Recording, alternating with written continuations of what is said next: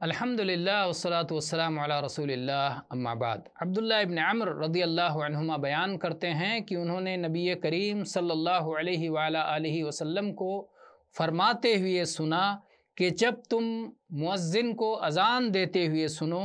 تو اسی طرح دہراتے جاؤ جس طرح مؤذن اذان کہہ رہا ہے، اور اذان کے اختتام پر مجھ پر درود بھیجو، اس لیے کہ جو شخص مجھ پر ایک بار درود بھیجتا ہے اللہ تبارک و تعالیٰ اس پر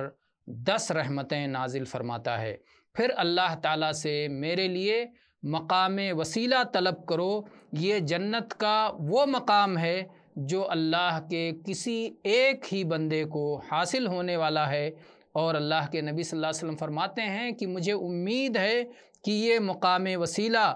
مجھے ہی حاصل ہونے والا ہے، تو جو شخص میرے لیے اللہ تعالیٰ سے مقام وسیلہ کا سوال کرے گا، مقام وسیلہ کے لیے دعا کرے گا،